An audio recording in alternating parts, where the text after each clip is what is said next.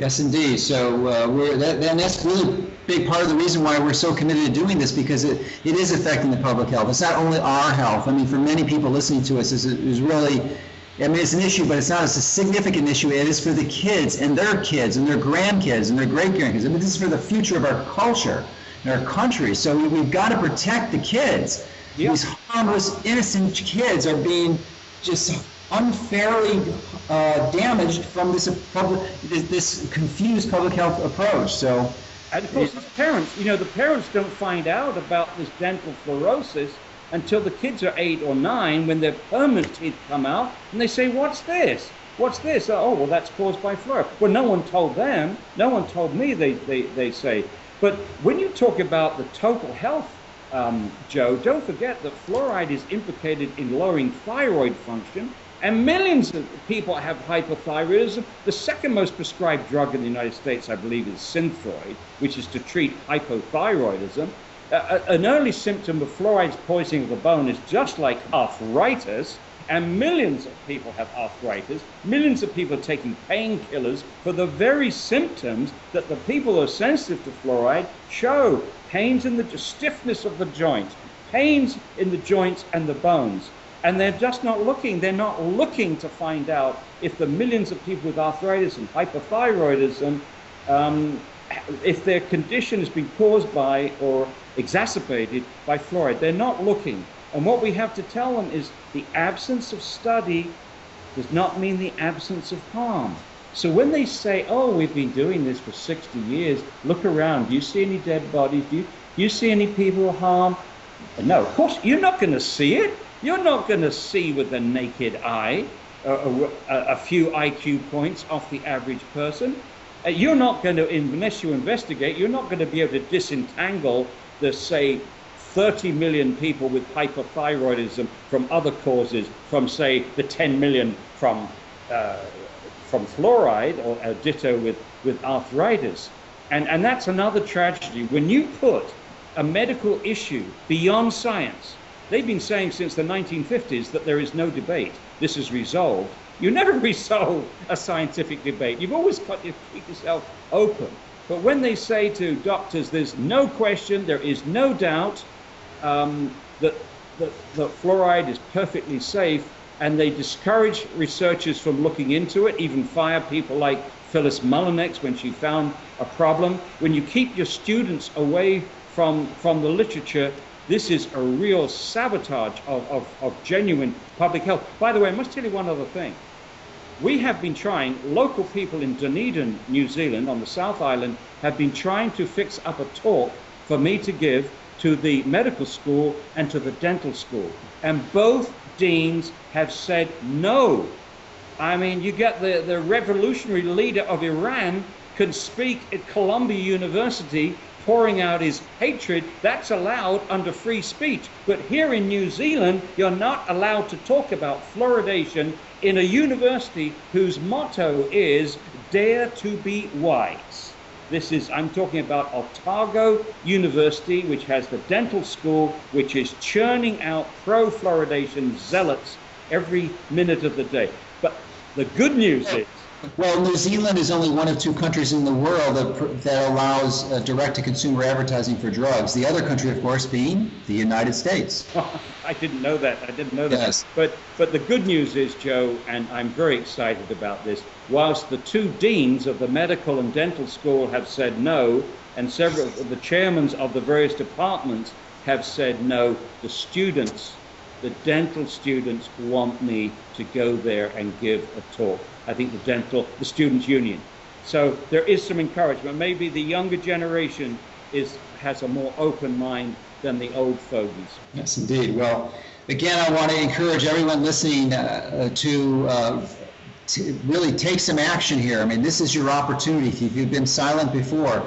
And I want to warn you, and as long as, Paul, as you're down under, I know this is a term in Australia, and I think it's true for New Zealand, but if you think that you are going to avoid this mess by filtering your water, you have another thing to think about, because fluoride is a bugger to get out of the water. I mean, you got reverse osmosis or distillation, you get a lot of it out, but you know, it is really, really difficult. So the ideal way to get it out of your water is to never put it there to begin with. That's right. So, That's the best way. That's the best way.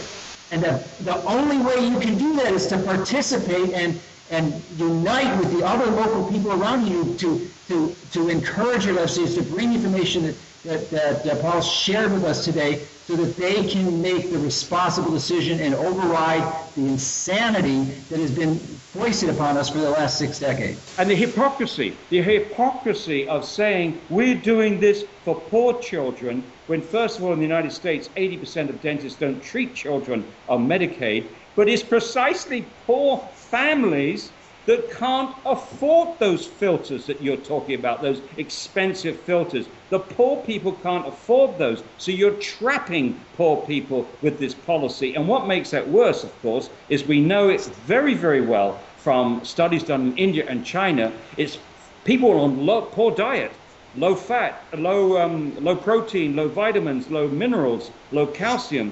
These are the children that are most vulnerable to fluoride's toxic effects. And that's possibly one of the reasons that the dental fluorosis rates are worse for Afro-Americans and Hispanic Americans.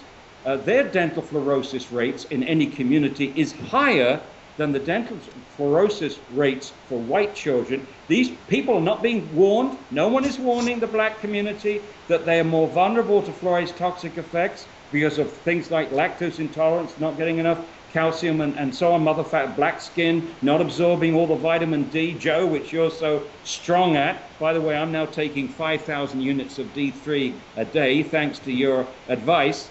I'm feeling much better for it. Great. Congratulations. You know, the hypocrisy of going in front of those cameras and all these crocodile tears coming down their cheeks. We've got to do this for poor children. They don't give a fig about poor children. I'm serious. I'm sorry. They don't give a fig about poor children. What they're concerned about is their credibility and protecting their other public health practices, namely vaccination, which is a multi-billion-dollar industry. That's what they're concerned about. That's what they've always been concerned about. Money, money, money. And I'm not talking about the rank and file. I'm not talking about your ordinary dentists and doctors. I'm not talking about those people that don't want to lose their jobs in the middle of the bureaucracy. I'm talking at the people at the top who finagle and spin and lie through their teeth. Those are the people I'm talking about. They are hypocrites. Yeah, and I think it's not only true for the fluoride area, but also for some of the others that are affecting public health policy. So, you know, broad range, including the vaccine issues. So, you know, but this again, I want to repeat to the listeners and the viewers, this is a winnable battle. We've already demonstrated we're winning. We just have to get a number of other communities on board. Once that's done, it's going to reach a critical threshold, and it'll fall. All of the communities will fall. Yep. It'll happen almost overnight, but we've got to start now and continue the process. Yes, I worship the dominoes. Yes, indeed. Well, thank you again, Paul, for all you're doing. I mean, you've been a really spectacular catalyst here. You're really helping provide the entire forces with the ammunition they need to really make a difference, and then going and participating on individual basis in these communities. You're really making a huge difference. So we're so delighted to be able to work with you and achieve the mission goal of really eliminating fluoride. Well, as I said to the community yesterday, you know, the role of the affecting change is like driving a nail through a piece of wood. The experts sharpen the nail, but you need the weight of public opinion to drive that nail home. And that's what we're talking about. The public must get informed, they must get organized, they must put the pressure on their politicians to turn that tap off. And then it's over once and for all. Yeah, so we'll have very specific detailed information that, you know, that you can use to participate, and you know, all the addresses, the email contacts, so that you can get involved locally. So thank you again, and really appreciate it, and the best of luck in your courageous efforts to win this battle. Thank you, Joe, and good luck to you too with your efforts. My goodness, we certainly notice the effect every time you put anything about fluoride in your bulletins. Well, we've got a really responsive and wonderful community. You know, all we do is really share information with experts like yourself, and it's the community that's really doing the work. All we do is we just organize it. That's all. So, thanks. Thank you, Joe. Bye for now.